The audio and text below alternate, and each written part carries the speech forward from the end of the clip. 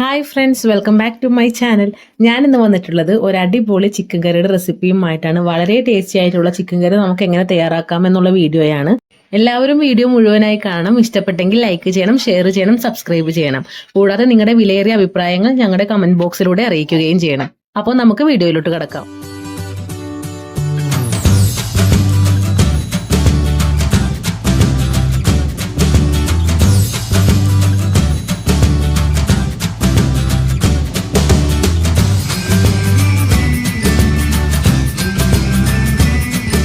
നമ്മുടെ ചിക്കൻ കറിയുടെ main ingredient ആയ ചിക്കൻ തന്നെ നമുക്ക് ആദ്യം മാരിനേറ്റ് ചെയ്തെടുക്കാം. അതിനായിട്ട് മുളക് പൊടി, മഞ്ഞൾപ്പൊടി, ചിക്കൻ മസാലപ്പൊടി, ഇത്തിരി ഇഞ്ചി വെളുത്തുള്ളി പേസ്റ്റ് ഇവയെല്ലാം ചേർത്ത് നമുക്ക് ഒരു അരമണിക്കൂറോളം ഫ്രിഡ്ജിൽ വെക്കാം. ഇനി നമുക്കിതൊന്ന് പൊരിച്ചെടുക്കണം. അതിനായിട്ട് എണ്ണ ചൂടായിട്ടുണ്ട്. അപ്പോൾ പാനിലോട്ട് ഓരോ പീസായിട്ട് നന്നായിട്ട് മുറുകി പോകാതെ തന്നെ ഹാഫ് ബോയിൽഡ് പോലെ നമുക്ക് ചെറുതായിട്ടൊന്ന് പൊരിച്ചെടുക്കാം. അപ്പോൾ ഇതിൻ്റെ എല്ലാ വശങ്ങളും നന്നായിട്ടൊന്ന് വെന്ത് വരുമ്പോഴേക്കും നമുക്ക് ഇതിന് വേണ്ട ഐറ്റംസ് എന്തൊക്കെയാണെന്ന് നോക്കാം. അതിനായിട്ട് ഒരു 3 സവാള, അടുത്തത് നമ്മുടെ ഇഞ്ചി വെളുത്തുള്ളി പേസ്റ്റ് ആണ്. അതിനായിട്ട് ഒരു ചെറിയ കഷ്ണം ഇഞ്ചി, 10 അല്ലി വെളുത്തുള്ളി, 5 പച്ചമുളക്, ഒരു 5 ചുവന്നുള്ളി അടച്ചു വെച്ചതാണ്.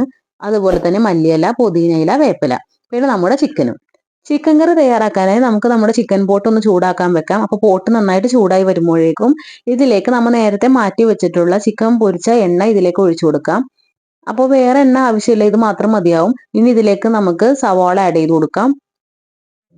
സവാള നന്നായിട്ടൊന്ന് വാടി വരണം. അപ്പോൾ നമുക്കിതൊന്ന് ഇളക്കി കൊടുക്കാം.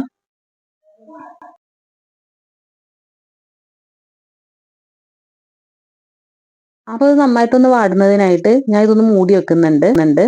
അപ്പോൾ മൂടി മാറ്റി നോക്കുമ്പോൾ നന്നായിട്ടല്ലെങ്കിലും ചെറുതായിട്ടൊന്ന് വാടി വന്നിട്ടുണ്ട്.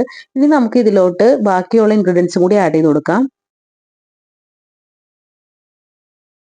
ഇനി ഇതിലേക്ക് നമുക്ക് ഇഞ്ചി വെളുത്തുള്ളി പച്ചമുളക് പേസ്റ്റും കൂടി ആഡ് ചെയ്ത് കൊടുത്ത് നന്നായിട്ടൊന്ന് മിക്സ് ചെയ്യാം. അപ്പോൾ ഇതിന്റെ പച്ചമണം മാറുന്നത് വരെ നമ്മൾ നന്നായിട്ട് ഇതൊന്ന് മിക്സ് ചെയ്ത് കൊടുക്കണം.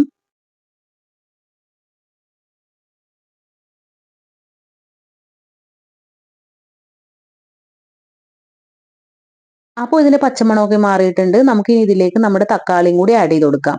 അപ്പോൾ തക്കാളിയും ആഡ് ചെയ്തിട്ട് നന്നായിട്ടൊന്ന് വാടി വരണം. അപ്പോൾ തക്കാളിയും കൂടി ചേർത്ത് നമുക്ക് ഇതൊന്ന് മൂടി വെക്കാം.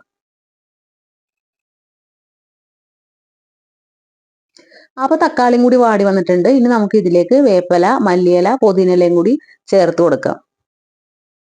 ഇനി ഇതും കൂടി ആഡ് ചെയ്ത് നമുക്ക് നന്നായിട്ടൊന്ന് മിക്സ് ചെയ്ത് കൊടുക്കാം. ഇനി ഇതിലേക്ക് ആവശ്യത്തിനുള്ള ഉപ്പും കൂടി ചേർക്കുന്നുണ്ട്. അപ്പോൾ ഇതോടുകൂടി നമ്മുടെ ഇൻഗ്രീഡിയൻസ് ഒക്കെ ആഡ് ചെയ്ത് കഴിഞ്ഞ് ഇനി നമ്മുടെ പൊടിയുടെ സെക്ഷനാണ്. ഇതിലേക്ക് 2 ടേബിൾ സ്പൂൺ മല്ലിപ്പൊടി, 1.5 ടീസ്പൂൺ മുളക് പൊടി. അപ്പോൾ മുളക് പൊടി പൊടിച്ചപ്പോൾ നമ്മൾ ആവശ്യത്തിന് ചേർത്തത് കൊണ്ടാണ് ഇവിടെ 1.5 ടീസ്പൂൺ ചേർത്തത്. നമ്മുടെ എരിവിനനുസരിച്ച് നമുക്കിത് കൂട്ടുകയോ കുറയ്ക്കുകയോ ചെയ്യാം. അതുപോലെ തന്നെ 1/2 ടീസ്പൂൺ മഞ്ഞൾപ്പൊടി. പിന്നെ നമ്മൾ യൂസ് ചെയ്യുന്നത് ചിക്കൻ മസാലയാണ്. നമ്മുടെ വീട്ടിൽ പൊടിച്ചു വെച്ച മസാല ഉണ്ടെങ്കിൽ നമുക്ക് അത് ചേർക്കാവുന്നതാണ്. ഞാൻ ഇതിൽ 2 ടീസ്പൂൺ മസാലപ്പൊടി ചേർത്തിട്ടുണ്ട്.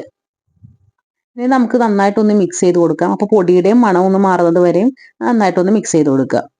ഇനി ഇതിലേക്ക് നമുക്ക് ആവശ്യത്തിനുള്ള കുറച്ച് വെള്ളം മാത്രം ചേർത്ത് നന്നായിട്ടൊന്ന് ഗ്രേവി ആക്കി എടുക്കാം. അതുപോലെ തന്നെ ഇനി ബാക്കിയുള്ള വെള്ളം കൂടി നമുക്ക് ഇതിലോട്ട് ഒഴിച്ചു കൊടുക്കാം. പീസും കൂടി ഇതിലോട്ട് ആഡ് ചെയ്ത് കൊടുക്കാം.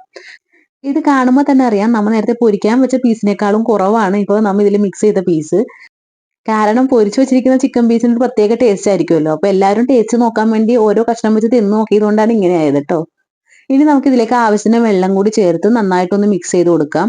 അപ്പോൾ ഞാൻ ഇവിടെ ഒരു 2 ഗ്ലാസ് വെള്ളമാണ് ചേർത്തിരിക്കുന്നത്. ചെറിയ ഗ്ലാസ് 2 ഗ്ലാസ് വെള്ളം. ഇനി നമുക്ക് നന്നായിട്ടൊന്ന് മിക്സ് ചെയ്ത് കൊടുക്കാം. എന്നിട്ട് ഇതൊന്ന് മൂടി വെക്കാം. മൂടി വെക്കുന്നതിന് മുന്നേ നമുക്ക് ഇതിലേക്ക് കുറച്ച് മല്ലിയിലയും പുതിനയിലയും കൂടി ഒന്ന് മുകളിൽ തൂക്കി കൊടുക്കാം. എന്നിട്ട് നമുക്ക് ഇത് നന്നായിട്ടൊന്ന് മൂടി വെക്കാം. ഒരു 10-15 മിനിറ്റോളം നമ്മൾ മീഡിയം ഫ്ലെയിമിൽ വെച്ചൊന്ന് ചൂടാക്കിയിട്ടുണ്ട്. അപ്പോൾ റെഡിയായി. ഇനി നമുക്കൊന്ന് സെർവ് ചെയ്യാം. അപ്പോൾ നമ്മുടെ ചിക്കൻ കറി നല്ല സൂപ്പറായിട്ട് റെഡി ആയിട്ടുണ്ട്. ഇത് തിന്ന് നോക്കുമ്പോൾ നമുക്കറിയാം നല്ല അടിപൊളി ടേസ്റ്റാണ്. അതുപോലെ തന്നെ ചിക്കൻ ആണെങ്കിലും നല്ല മസാലയൊക്കെ പിടിച്ചിട്ട് നല്ല രസമുണ്ട്. അപ്പോൾ എല്ലാവരും ഒന്ന് ട്രൈ ചെയ്ത് നോക്കണം. ഇഷ്ടപ്പെട്ടെങ്കിൽ ലൈക്ക് ചെയ്യണം, ഷെയർ ചെയ്യണം, സബ്സ്ക്രൈബ് ചെയ്യണം. താങ്ക്